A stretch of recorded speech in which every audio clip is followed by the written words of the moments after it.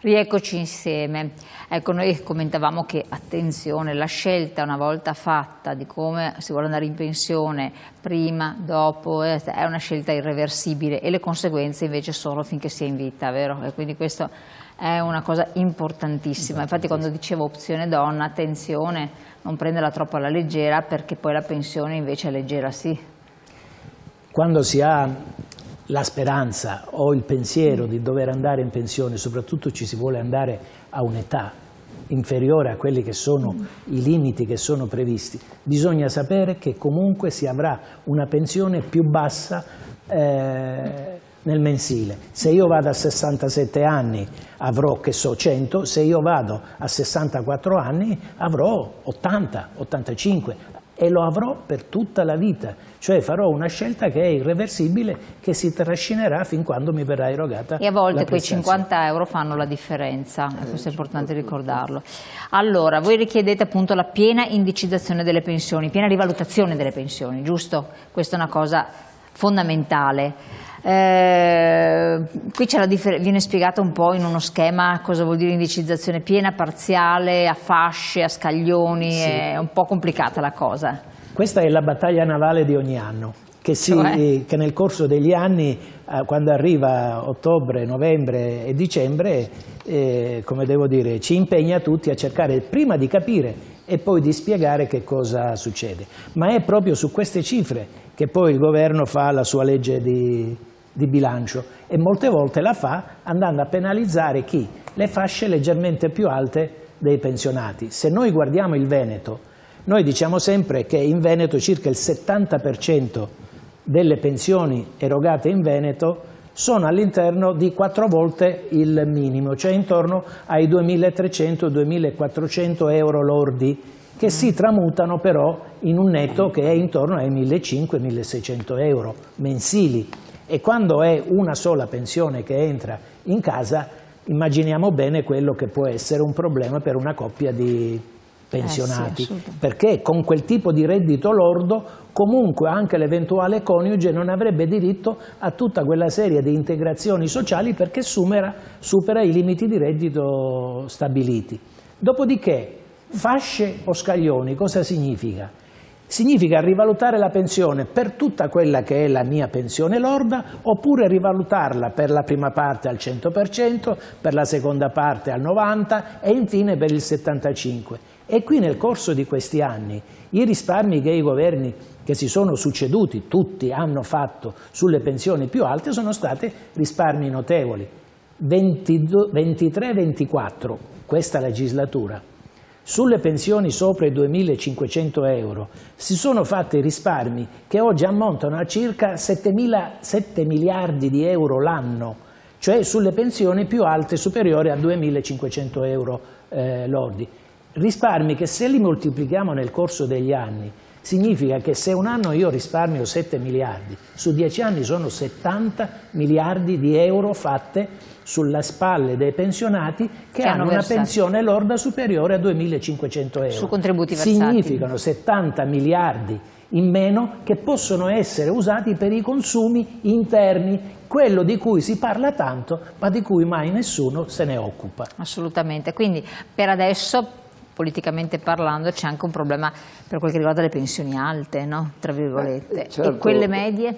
Ma è lo stesso ragionamento, perché quando diciamo medio-alte stiamo parlando di pensioni che non sono rivalutate appieno e quindi vuol dire che queste pensioni ci perdono.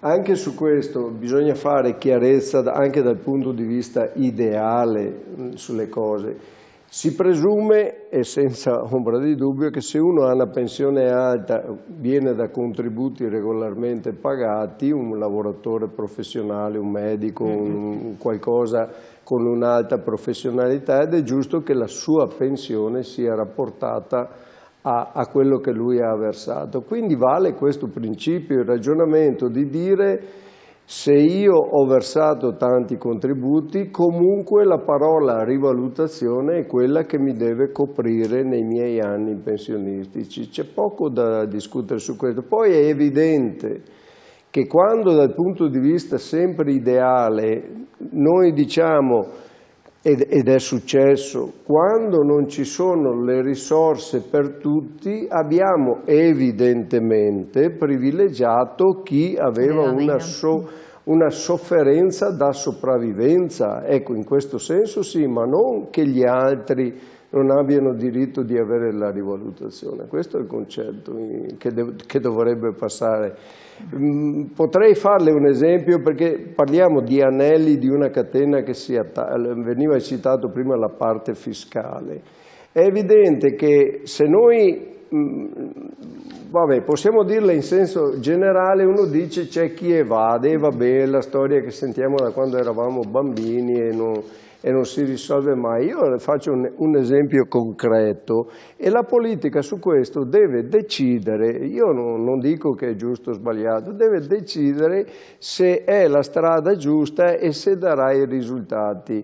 Ascoltavo l'altro giorno, quindi non lo dico io e basta, lo diceva un grosso giornalista economico proprio l'altro giorno, che faceva un esempio banale sui redditi medio-alti e che diceva: un lavoratore dipendente o un pensionato che aveva avuto una bella pensione perché aveva un certo lavoro, che ha preso 85.000 euro, paga fino dirette e indirette attorno al 45-46% di tasse. Diceva la stessa cifra di un lavoratore autonomo, quindi qua non stiamo parlando di evasori, non evasori, gli 85.000 euro il lavoratore autonomo li dichiara e lui paga il 12,50% di tasse. Il meccanismo, si tratta di capire se regge il meccanismo, se il Paese regge su questi meccanismi. Quindi non stiamo parlando di evasori, stiamo parlando di due persone che pagano le loro tasse come sono previste dalla legge. Però i lavoratori autonomi pagano una botta di tasse micidiale. Allora, sulla parte IRPEF, io parlo della parte IRPEF ovviamente, e tra l'altro il lavoratore autonomo le paga sulla sua dichiarazione, quindi lui dice io ti dichiaro che prendo 85.000 euro, con la tassazione piatta arriva a pagare 12,50, 13%, quello che è. Il lavoratore dipendente o il pensionato paga 44-45%, è un meccanismo che si regge difficilmente, voglio dire, insomma. Però non scarica niente. Sì, beh, chiaro. Non scarica niente, quindi, perché comunque... Però parlavamo di parte fiscale, strettamente personale. Sì, certo.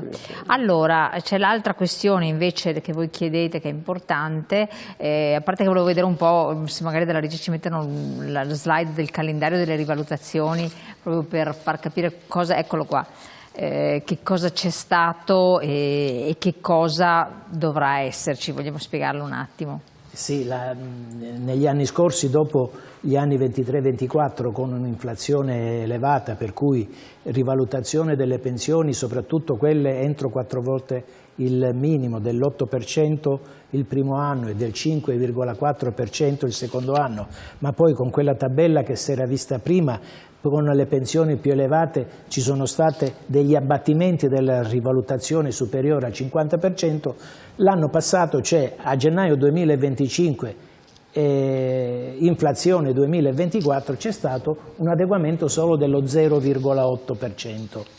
Quest'anno, in previsione 2026, l'inflazione tendenziale a ottobre, che poi sarà oggetto di rivalutazione, è un 1,6%, che se fatta alla stessa maniera con cui è stata fatta l'anno precedente, cioè a scaglioni, porterà a 3 scaglioni di rivalutazione, 4 volte il minimo 100%, da 4 a 5 90%, oltre 5 volte il 75%, per cui anche le pensioni un po' più elevate riceveranno una rivalutazione che comunque è sensibile da vedere.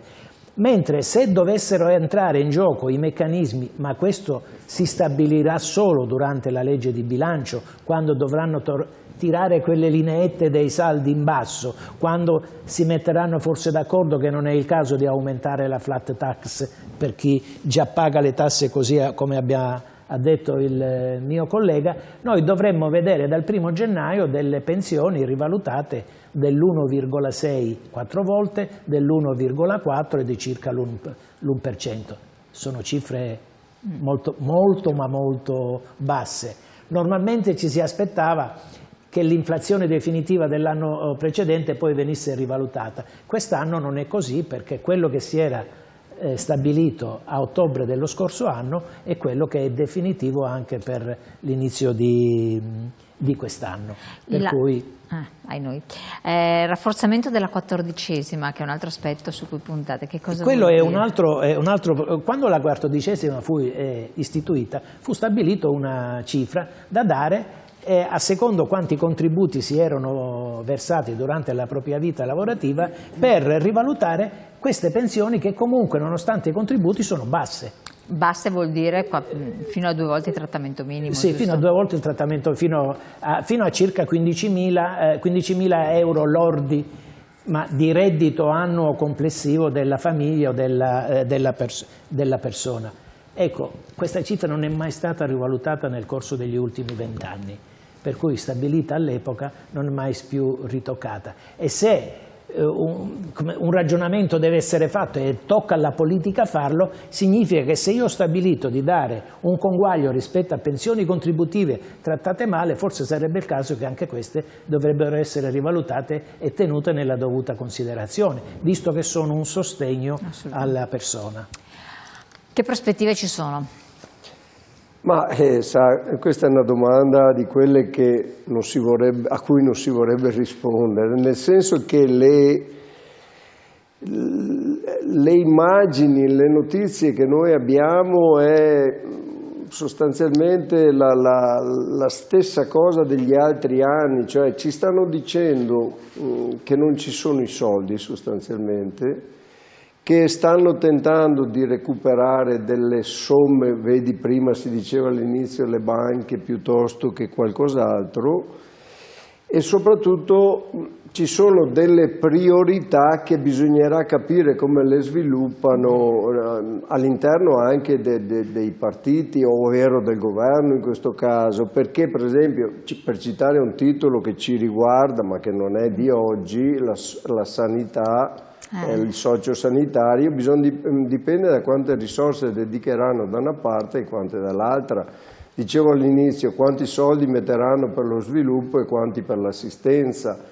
Noi vogliamo sperare che ci siano delle risposte dignitose per noi, appunto, sapendo che siamo quelli che vogliono rimanere al tavolo, perché possiamo portare un contributo e vogliamo trovare delle soluzioni. Ecco, assieme. possibilità di restare al tavolo?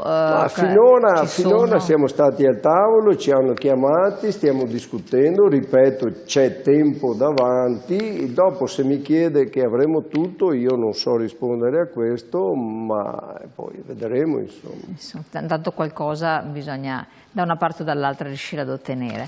C'è qualche consiglio che si sente di dare? Ne abbiamo già ribadito, però.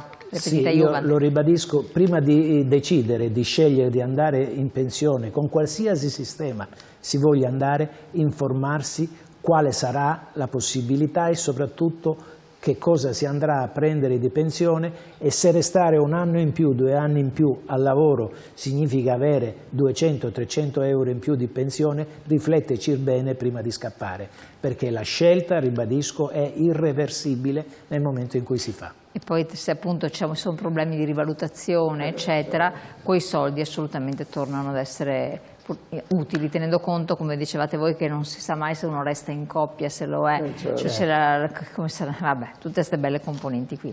Io vi ringrazio di essere stati qui con noi, a voi telespettatori di averci seguito, ringraziamo l'FNP CISL e quindi vi ricordo, fatevi controllare, vedere la pensione, andate negli sportelli presenti sul territorio, fatevi fare una consulenza dall'FNP CISL che riesce in qualche modo a darvi il suggerimento migliore per la situazione individuale, quindi mai vedere quella del vicino che è diversa dalla propria.